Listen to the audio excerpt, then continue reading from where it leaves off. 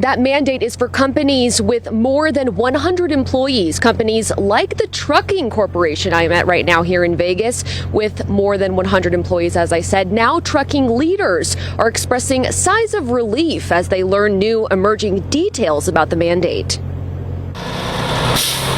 It may not be a glamorous job, but it's a job more critical than ever amid supply chain issues, truck driving. If we did have 10% of our workforce transition, all of a sudden we couldn't meet the needs of our customers. And it directly impacts you. It's delivering groceries, delivering water, delivering building materials. So when it was announced last week, the federal vaccine mandate would go into place for big companies starting January 4th. This is definitely the most discussed reason people come in my office. Trucking company leaders like Paul Truman scrutinized the fine print, fearing losing vaccine-hesitant employees to smaller companies where they might not have to get vaccinated or undergo weekly testing. Which would just cause a lot of disruption in the industry. An industry that can't afford more disruption. The American Trucking Association's president and CEO is voicing some clarity on how the vaccine mandate could impact them, saying, quote, drivers spend the vast majority of their workday alone in the cab and outside. The rule published exempts employees who exclusively work outdoors or remotely and have minimal contact with others indoors, and all indications thus far from the Department of Labor suggest this exemption does apply to the commercial truck driver population. For us, it was a big win,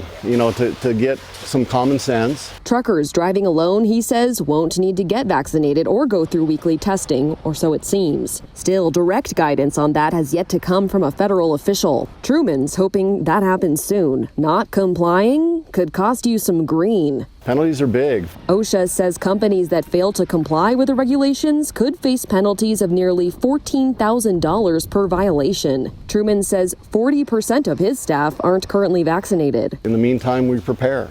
We try to get ready for it happening January 4th. Now, of course, the Biden administration says the mandate is in place to keep people safe from the COVID-19 virus and get our economy back up and running. Coming up in our 5 o'clock newscast, we'll hear more from the president of the American Trucking Association on what potential impacts could be of this vaccine mandate on our supply chain crisis issues. Reporting live, I'm Maddie White, Fox 5 News Local, Las Vegas.